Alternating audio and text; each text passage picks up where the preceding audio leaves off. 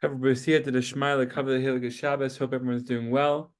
And let's fire it up. We're post the Ramchal's Yortzeit, but we're going to learn a little bit about the Ramchal tonight. We're going to look into a lot of things tonight. But first, let's start with Tefillah B'Shem Kol Yisrael, and specifically for the Chayalim and Chayalot, and the learning should be B'Sichot Aliza bat Miriam and Ari bat Eliza. B'siyata Deshmaya, they should have a refuah very quickly. So we're starting off with the tefillah. You who think thoughts so that no one will cast aside from you.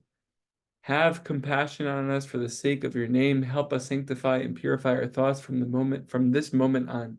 May we no longer experience any extraneous foreign thoughts at all, and may we certainly never indulge in any evil fantasies, heaven forbid. Tefillah b'shem kol Yisrael. So we have, we're going to start off with the Ramchal. I was just flipping through Derech Hashem to see if we could, something we could attach ourselves with for right now and for hopefully the next moment and beyond. So we're going to go through chapter 3 in the Derech Hashem. Pretty sure it's chapter 3, where it talks about love and fear of God. No, we're in chapter 4. We're in Perek Revi'i.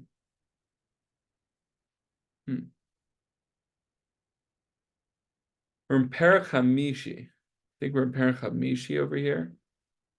Let's see. We're in chapter 5. I think we're in chapter 5, part 3. Yeah. Chapter 5, part 3. We're in chapter 4, part 3. Okay. All right, okay.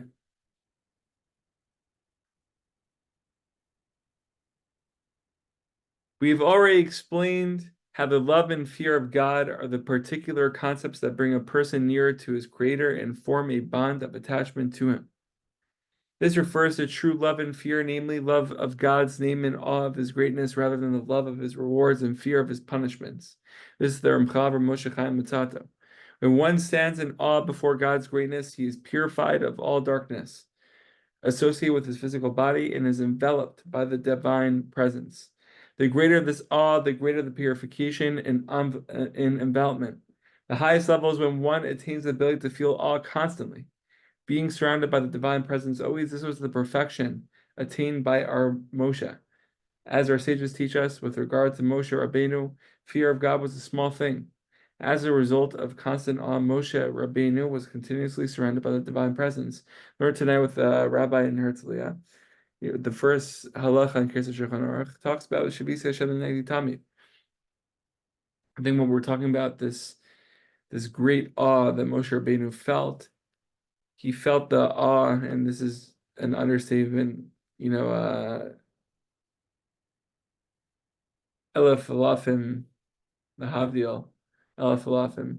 I think I'm saying that correctly. Just Alfei Alafim. Yeah.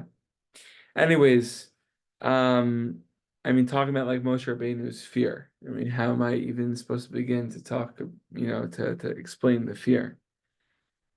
But maybe he lived what the Kesef Shulchan Aruch was talking about, and even to a much higher degree, where the Kesef Shulchan Aruch talks about the Shavisi L'Shem Neg Tamid as in halacha to be constantly aware of Hashem's presence, even in those places where it seems like Hashem's presence is most devoid. It could be, come home from a long day of work. Even then and there at work, it may seem like Hashem is devoid, chas v'shalom, of that space that we found ourselves in throughout the day. But to come home and to have like idle chatter and all that stuff,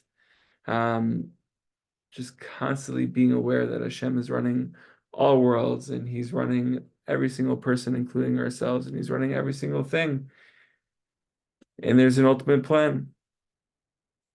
True awe is very difficult to attain, says the Ramchal, to the degree that one does attain it. However, it has the power to purify and sanctify, as mentioned earlier. Feeling awe of God is particularly important while studying Torah and performing commandments, for the learning and observances cannot serve their ultimate purpose without it. We need the Torah Kedosha. We need the Torah Kedosha. So love is the thing that binds and attaches man to his creator, increasing his spiritual strength and enveloping him with an aura of divine. The main element of such love is the joy in one's heart, the flaming of a soul before its creator, and the devotion of all of one's powers to sanctify God's name and fulfill his will. We have already discussed these concepts in their proper place, and there is no need to repeat them at length here. We have to do what makes us happy while we're revealing the sanctity of God's name. Included in these sentiments, his belief in God and particularly trust in him. Through heightening one's sensibilities in areas such as these, man becomes more closely bound to his creator and strengthens his attachment to the holiness and light.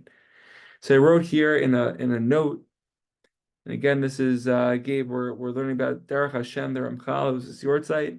Yisod should be Yisod. Love is a connector. The love that builds, that's built inside, is binding, is a binding connector between God and really just thanking God for everything good, bad, ugly, and I think I wrote comical.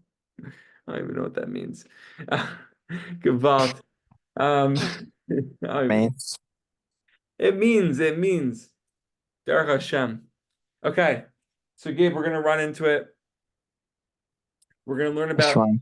a little bit about Shavuos, and then we're gonna learn one line from Rabbi Nachman. So Shavuos, it's a night of Torah, it's a night of Matan Torah, and it's a night where the highest lights are revealed. The highest lights I had a revelation today. It's amazing. It's the craziest revelation in the world. It's literally just believing in the Torah that we're learning. It's the craziest thing. I feel like I haven't believed it. I haven't believed in my kishkas for so long. And then comes this morning, I'm like, oh my gosh.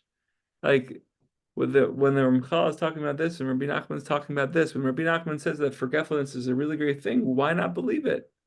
Why not believe that we are able to access the highest lights of Torah? Why aren't we able to believe in the Baal Shem Tov and say that every single tefillah that we utter, whether it's with kavana, without kavana, whether it's full, whether it's part, it's such a precious tefillah that goes before Hashem, and Hashem cherishes it.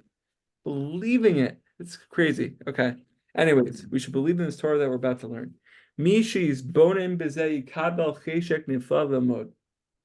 Ki kol echad yeh. No matter who you are, every single person in Klal Yisrael, im kodem she'atchil lemod. Right, so we're learning right now. So before we learn, what are we supposed to do? Yachshov yitbonem v'gam yamar bepeh. Hineni holech achshav lelmod Torah kedei litabek b'bori litkarev elav v'lasig oto al yidei oro shebatorah gedosha. Before we learn Torah, we have to tell ourselves, Gewalt, I'm here right now to attach myself to Kadosh Baruch Hu, to attach myself to all of Klal Yisrael, to get closer to you, to grasp you, and to experience the light of Torah.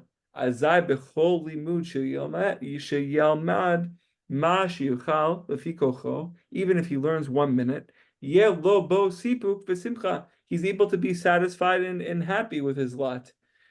Doesn't have to be 14 hours, but even with 1 minute of this intentionality, we're able to be full for the entire day. I think we spoke about this, Gabe, once, or but a lot of people ask the Rebbeim these days, like, why can't we have a 4-hour Hasidic morning seder? Why does it have to be Gemara all day? So says the tzaddikim, Rav Yair and others, that all we need is 5 minutes, 5 minutes of Hasidus. And then that illuminates the entire rest of your day. You're full. You're full. One moment of this intentionality gives us the fullness for the entire day. We're full. We're running. We have food constantly breaking down within us. Ki yesh peirot be'amelo. There's fruits that come from the melos itself. It's not about the result, but it's even in the toiling itself. Shehu nidbak be'aviv shebashamayim hatov. Shezeh oneg gadol beyoter sheyesh. That's the tanug. That's the schar of the mitzvah itself. Schar mitzvah, that's the schar, just being able to attach ourselves to Hashem for one moment, opening ourselves up to the tzaddikim, opening up ourselves to the Torah. That's the tanug, not the result, not the 15 hours. 15 hours is amazing. It's amazing. We should all get on such a level of 15 hours a day. But we should also get on a level of 1 minute a day, 1 moment in a day where we feel this. And through Oh, even 1 moment, it'll take us such a long way. Now we're going to learn one line of Rabbi Nachman, and then we're going to call it, and then we're going to open up for questions if you have, or comments, because I would love to hear your comments more than your questions, because I wouldn't know how to answer. I just say it's, Let's just be honest over here. Okay, Sichot 27, making good use of time. By the way, Gabe, yeah. should we just plow through the Sikha, or just one line? One line. One line. Okay. You must have great enthusiasm in serving Hashem. Okay, done. Gewalt. We should have great enthusiasm. B'siyata d'shmai. Gabe, do you have any questions, comments? That was beautiful, Jack. I really, really enjoyed that. Thank you so much. I love you, brother. I love you too. Thank you for sharing that seriously. Thank you Chazak. so much. Chazak, chazak me'od. I'll see you in a second.